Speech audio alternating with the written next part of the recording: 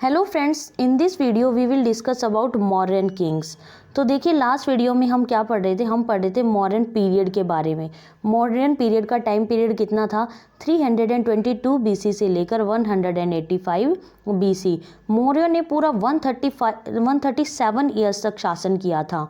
ठीक है, तो लास्ट वीडियो में हमने उनके हिस्टोरिकल सोर्सेज के बारे में पढ़ लिया था कि उनका जो इनकी इंफॉर्मेशन कहाँ कहाँ से मिलती है। उसमें हमने अशोकन एडिक्ट्स के बारे में पढ़ा जो बहुत ज़्यादा इंपॉर्टेंट माने जाते हैं।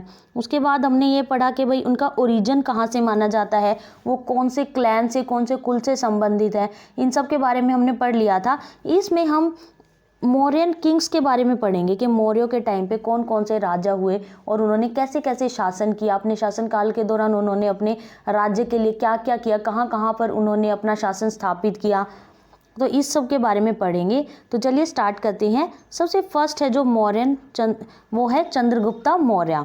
चंद्रगुप्त मौर्य ने कब से कब तक शासन किया? 322 बीसी से लेकर 298 BC.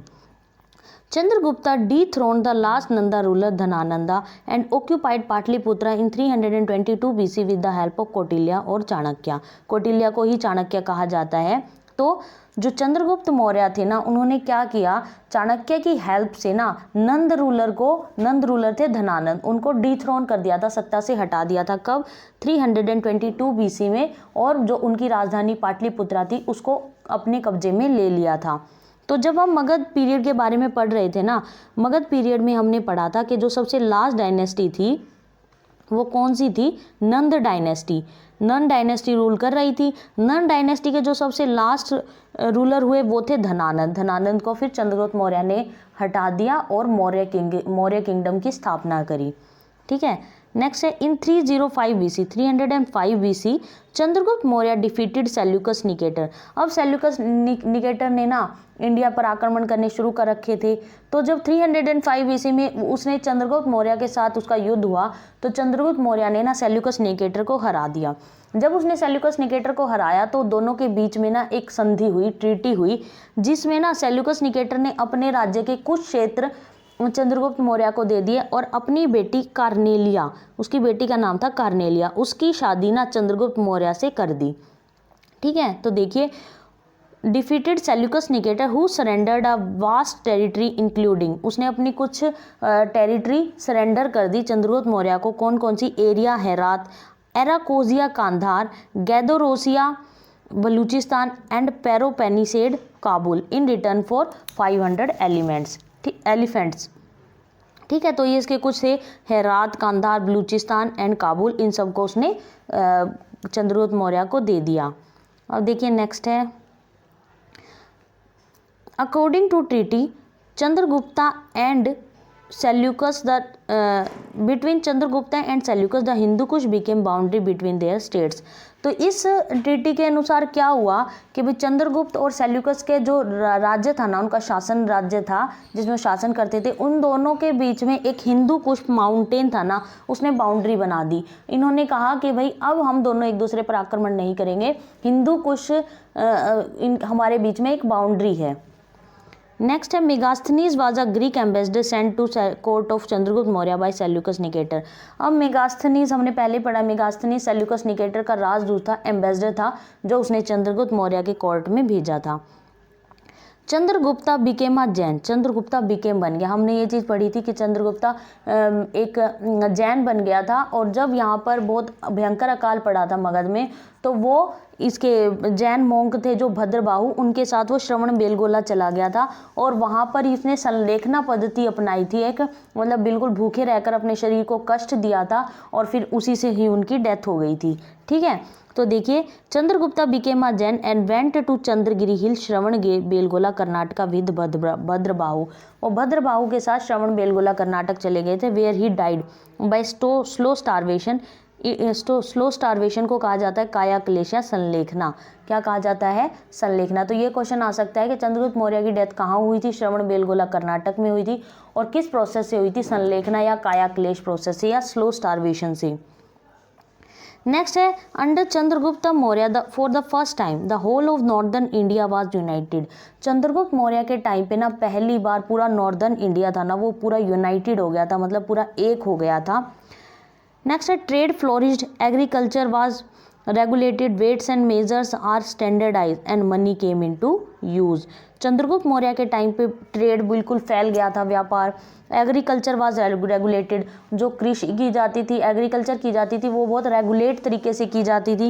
And weights and measures were standardise, जो माप तोल की पद्धति वो बहुत स्टैंडर्ड हो गई थी, बहुत अच्छे से माप तोल किया जाता था। And money came into use, और मनी यूज में आ गई थी।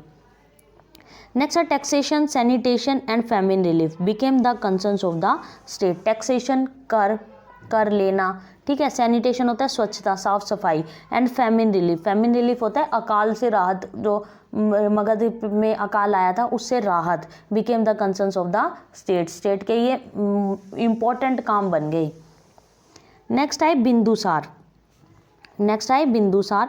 बिंदुसार ने कब से कब तक शासन किया? 298 BC से 273 BC तक। Chandragupta Maurya was succeeded by his son Bindusara. तो बिंदुसार चंद्रगुप्त मौर्य के बेटे थे, बिंदुसार ने चंद्रगुप्त मौर्य को सक्सीड कर दिया। Bindusara known to the Greeks as Amitrochates, derived from Sanskrit word Amitraghata, it implies slayers of foes, is said to have carried his arms to the Deccan up to Mysore. जो बिंदुसार थे ना, उनको ग्रीक वालों ने क्या कहा, जो ग्रीक से एमिटोक्रेट्स का मतलब ये डिराइव कहाँ से हुआ है? अमित्रघात वर्ड से।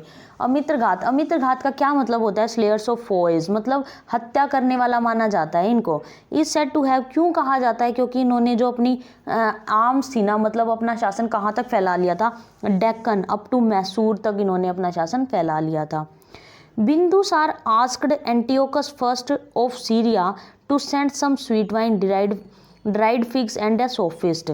तो बिंदुसार ने ना एंटियोकस फर्स्ट, जो सीरिया के किंग थे, उनको ये बोला कि तुम कुछ ना स्वीट वाइन, ये बहुत ज़्यादा ना खुश मिजाज रंगीले किस्म के राजा हुए थे, इनको ये स्वीट वाइन और ये ड्राइड फ्रूट्स वगैरह इनको बहुत पसंद थे।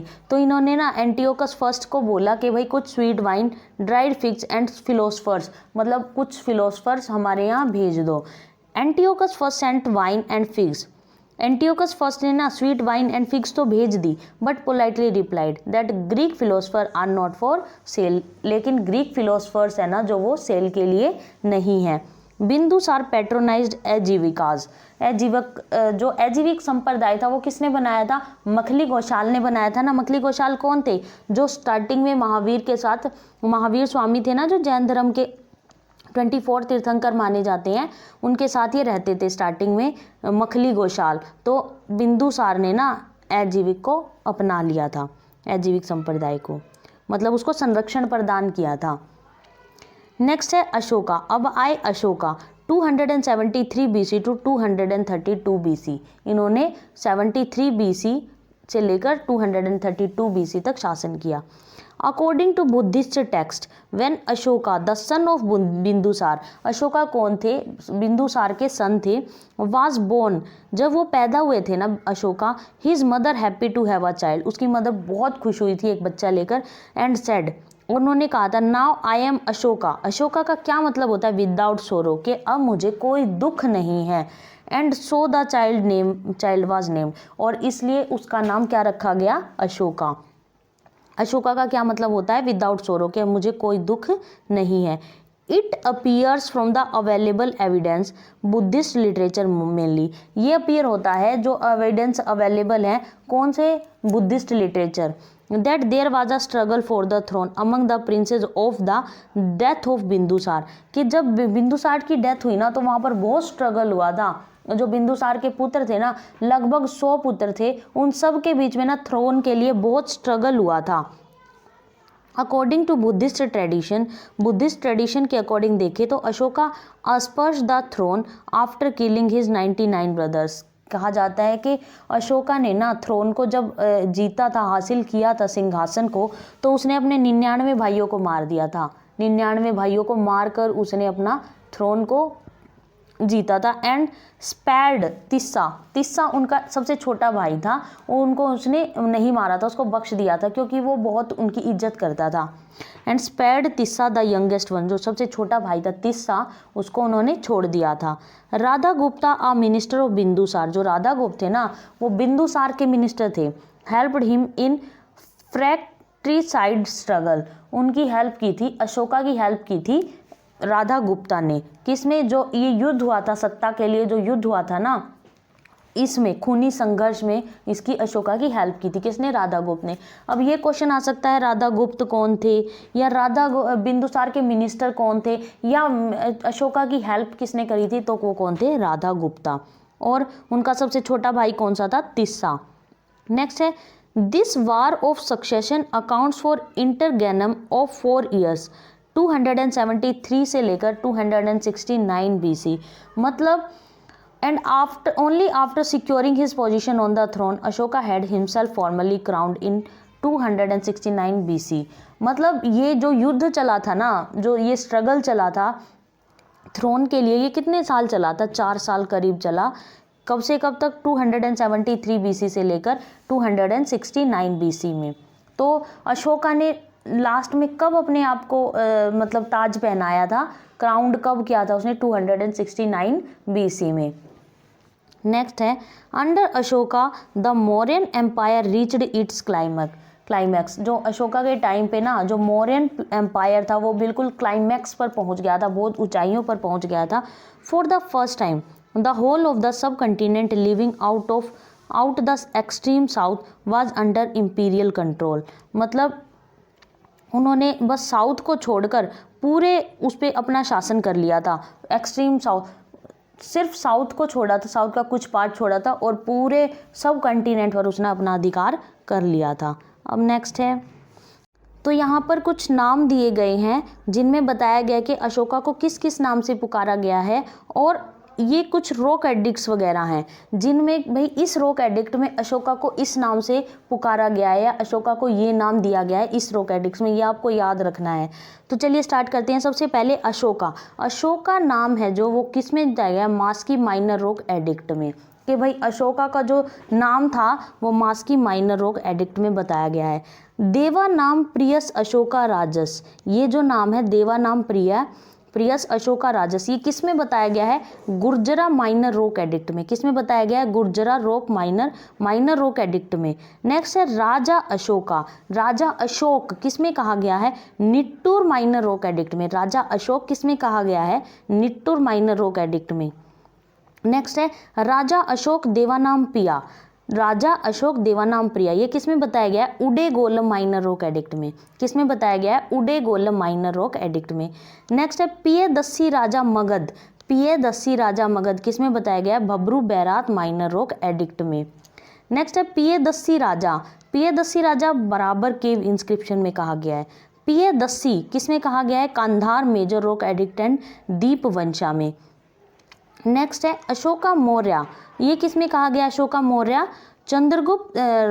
रुद्र दामंस जूनागढ़ रॉक एडिक्ट्स में। किस में? रुद्र दामंस जूनागढ़ रॉक एडिक्ट्स में।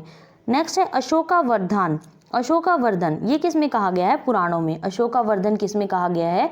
पुराणों में। नेक्स्ट है अशोका फोर्ट द कलिंग वार, अशोका ने कलिंग युद्ध लड़ा था, तो ये किस में बताया गया? हमने पढ़ा था 13th रॉक एडिक्ट था ना जो, उसमें ये बताया गया कलिंग वार के बारे में। तो Ashoka fought the Kalinga war in 261 BC, तो अशोका ने युद्ध कब लड़ा? कलिंग का 261 BC in the 9th years of his coronation, 9वें साल में ऑफ हिज कोरोनेशन, उसके अपने शासन के 9वें साल में उन्होंने ये युद्ध लड़ा था। अशोका ने कब क्राउंड किया था खुद को? 269 BC में, और 9वें साल में उसने कलिंग युद्ध लड़ा था। The king was moved by the masher in this वार, जो राजा अशोक था ना वो बहुत मैसर हो गया था, बहुत भयानक हो गया था इस युद्ध में। And therefore abandoned the policy of physical occupation in favour of the policy of cultural conquest, इसमें ना उसने बहुत ज़्यादा लोगों को मारा था, बहुत ज़्यादा खून बहा था, इसलिए ना इन सब को देख के ना जो राजा अशोक थे ना बहुत ज़्यादा उनके अंदर मतलब भावना आ गई थी कि भाई अब मैं किसी को भी नहीं मारूंगा, मैं कोई भी युद्ध नहीं लड़ूंगा। इसलिए तो हमने पढ़ा था कि कलिंग युद्ध के बाद उनका जो एडमिनिस्ट्रेशन का जो तरीका था वो बिल्कुल बदल गया था। In other words very Ghosh was replaced by धम घोष। भेरी घोष को अब धम घोष से रिप्लेस कर दिया गया। नेक्स्ट है Ashoka was not an extreme pacifist. जो अशोका थे ना वो बहुत ज़्यादा पैसिफिस्ट मतलब बहुत शांतिपूर्ण आदमी नहीं थे कि भाई वो शांति से वो रहना चाहते थे, शांतिवादी आदमी तो नहीं थे। He did not pursue the policy of peace for sake of peace. उन्होंने जो शांति की जो नीति अपनाई ना, पॉलिसी अपनाई, वो सिर्फ शांति के पर्पज से ही नहीं अपनाई, under all condition. Thus he retained Kalinga after his conquest and incorporated it into his empire. उन्होंने कलिंग को जीत तो लिया लेकिन उसको इनकॉर्पोरेट रखा, मतलब अपने शासन में शामिल नहीं किया था। Ashoka sent missionaries to the kingdom of the Cholas and the Pandyas and 5 states ruled by Greek kings. Antiochus II Syria, Philadelphus Ptolemy II Egypt के थे जो एंटीगोनस मकडोनिया, मगस सीरीना, अलेक्जेंडर एपिरस। ठीक है, तो यहाँ पर अशोका ने ना कुछ मिशनरीज भेजी थी और चोल और पांड्यों के राज्य में भेजी, एम्पायर में, अपने धम्म जो उनका धम्म था ना मतलब बौद्ध धर्म को फैलाने के लिए। और 5 स्टेट्स और 5 राज्यों में जहाँ पर ग्रीक शासन करते थे। कौन कौन से? Antiochus II Syria, Philadelphus Ptolemy II Egypt, Antigonus Macedonia, Magas Cyrene, Alexander Epirus. We also know that he sent missionaries to the Ceylon, Sri Lanka and Suvarna Bhumi Burma and also parts of south east Asia. हम ये भी जानते हैं ना कि उन्होंने श्रीलंका, सिलोन में अपने मिशनरी भेजे थे अपने धर्म को फैलाने के लिए, और सुवर्ण भूमि बरना में भी उन्होंने अपने मिशनरीज भेजे थे एंड साउथ ईस्ट एशिया के पार्ट में भी मिशनरीज भेजे थे। नेक्स्ट है अशोकास धम्म, मतलब अशोका का धम्म क्या था, अशोका ने धम्म अपनाया था जो उसका क्या मतलब था। Ashoka's dhamma can not be regarded as a sectarian faith. Ashoka का जो धम्म था ना वो किसी सांप्रदायिक फेथ पे नहीं टिका हुआ था, मतलब वो किसी सांप्रदायिक भावना से प्रेरित नहीं था। Its broad objective was to preserve the social order. It ordained that people should obey their parents. वो उन्होंने सिर्फ ये, उनके उद्देश्य क्या थे धम्म के, उनके धम्म के, कि भाई जो लोग हैं अपने पेरेंट्स के ओबे करें, उनका कहना माने। पे रिस्पेक्ट टू ब्राह्मणाज, ब्राह्मणों की रिस्पेक्ट करो, एंड बुद्धिस्ट मोंक की रिस्पेक्ट करो, and show mercy to slaves and servants. कामगार होते हैं, जो सर्वेंट्स होते हैं या स्लेव होते हैं, उनके प्रति बहुत मर्सी दिखाओ, दया भाव दिखाओ। तो सिर्फ उनके धम्म का यही मतलब था, वो कोई सांप्रदायिक नहीं था कि भाई भगवान को पूजना, ये करना वो करना। नेक्स्ट है he held that if people behaved well they would attain स्वर्गा।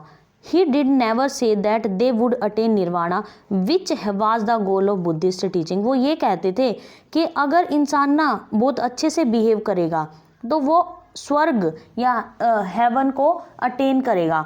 वो ये नहीं, उन्होंने ये कभी नहीं कहा कि वो ना निर्वाण प्राप्त करेंगे, अगर वो उनके धर्म पर चलेंगे तो वो निर्वाण प्राप्त करेंगे। Which was the goal of Buddhist monk. जो निर्वाण प्राप्त करना था ना वो सिर्फ बुद्धिस्ट की ही टीचिंग थी। बुद्धिस्ट ये सोचते थे कि उनको निर्वाण प्राप्त करना है। नेक्स्ट है लेटर मौर्याज। अब मौर्यों के बाद क्या क्या हुआ। लेटर मौर्याज कब से 232 BC से लेकर 185 BC। ठीक है, the Mauryan dynasty lasted 137 years. मौर्यों की जो डायनेस्टी थी वो कब खत्म हुई? 137 ईयर्स के बाद। Ashoka's death was followed by the division of Mauryan empire into 2 parts, western and eastern. Ashoka की जब डेथ हो गई ना तो जो उनका मौर्यन एम्पायर था 2 पार्ट्स में डिवाइड हो गया। कौन कौन से? वेस्टर्न एंड ईस्टर्न में। The western part came to be ruled by Kunala, son of Ashoka, and the eastern part came to be ruled by Dasharath. जो वेस्टर्न पार्ट था वो तो उनके पुत्र कुणाल वो रूल करते थे, और जो ईस्टर्न पार्ट था उसको कौन रूल करते थे? दशरथ था। तो वेस्टर्न पार्ट को Kunala son of Ashoka and eastern part को कौन रूल करते थे? Dasharath. The last Mauryan ruler Brihadratha. जो लास्ट मौर्यन रूलर थे ना बृहद्रथ थे। वो कौन थे लास्ट मौर्यन रूलर थे? Brihadratha was assassinated in 185 BC by his commander in chief Pushyamitra Shunga who established his own Shung dynasty। जो उनके लास्ट मौर्यन रूलर थे वृद्धरथ, वो किसने असैसिनेट किया था, मतलब उनको कब हटाया गया था, 185 BC में हटाया गया था उनको। by his commander in chief, उनका कमांडर इन चीफ था पुष्यमित्र शुंग नाम था। उन्होंने अपनी नई उसको हराकर अपनी नई डायनेस्टी स्थापित की थी। कौन सी? शुंग डायनेस्टी। तो मौर्यों के बाद कौन सी डायनेस्टी आई थी? शुंग डायनेस्टी आई थी। कोशिश फॉर द डेक्लाइन, मतलब क्या रीजन रहे कि भाई जो ये मौर्यन एम्पायर था, इतना बड़ा एम्पायर, ये कैसे ख़त्म हुआ। तो पहला है, एक सेकेंड,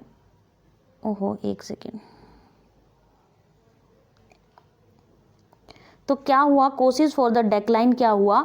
सबसे फर्स्ट था highly centralised administration. Romila Thapar ये कहती है कि उनका जो मतलब राज्य का शासन था ना, वो बहुत हाईली सेंट्रलाइज्ड था, मतलब एक ही जगह पर उसका सेंट्रलाइज्ड किया गया था। सेक्ट है Pacific policy of Ashoka. Ashoka ने कलिंग युद्ध के बाद जो पैसिफिक पॉलिसी अपनाई ना, शांति की जो पॉलिसी अपनाई, उससे भी ये मौर्यन एम्पायर डिक्लाइनिंग की तरफ चला गया। ये किसने कहा? H.C. राय चौधरी ने। ये किसने कहा? H.C. राय चौधरी ने। थर्ड, ब्राह्मणिकल रिएक्शन, जो ब्राह्मणों ने रिएक्शन किया उस टाइम, क्योंकि उस टाइम बौद्ध धर्म को बहुत ज़्यादा मानने लगे थे, तो ब्राह्मणों ने ना उल्टा रिएक्शन करना स्टार्ट कर दिया था। तो ये भी एक रीज़न रहा कि मौर्यों का जो एम्पायर था वो डिक्लाइन हुआ। ये किसने कहा? H.P. शास्त्री ने। Fourth, the partition of the Mauryan empire, जो मौर्यन एम्पायर का पार्टीशन हो गया था ना अशोका की डेथ के बाद, ईस्टर्न और वेस्टर्न में, ये भी बहुत बड़ा रीज़न माना जाता है कि अशोका का जो एम्पायर था, मतलब मौर्यन एम्पायर, वो डिक्लाइन हुआ। फिफ्थ है वीक लेटर मौर्यन रूलर, जो अशोका के बाद के जो भी मौर्यन रूलर हुए ना, वो बहुत वीक थे। प्रेशर ऑन मौर्यन इकोनॉमी, फिर मौर्यन इकोनॉमी पे ना बहुत ज़्यादा प्रेशर आ गया था, क्योंकि बहुत ज़्यादा उनके 2 पार्ट्स हो गए थे, तो बहुत ज़्यादा पैसा खर्च होता था उन दोनों को संभालने के लिए। ये किसने कहा? D.D. कोशाम्बी ने। सेवन्थ है neglect of north west frontier, और नॉर्थ वेस्ट फ्रंटियर को उन्होंने नेग्लेक्ट किया, मतलब उनको कुछ माना ही नहीं, फिर बाद में उन्होंने आक्रमण कर दिए। ठीक है, तो ये कुछ रीजन हुए जिनकी वजह से मौर्यन एम्पायर डिक्लाइन हुआ। तो अब देखिए नेक्स्ट है,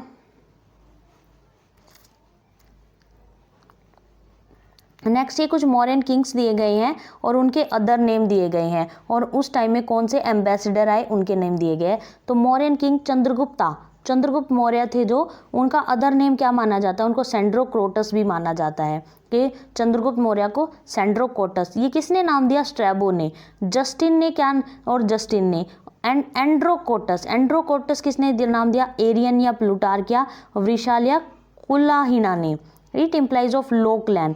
एंड्रोक्रोटस किसको माना जाता है? लो क्लैन से, जो निचले वंश से संबंधित हो। और विशाखदत्त भी माना है मुद्रा राक्षस ने।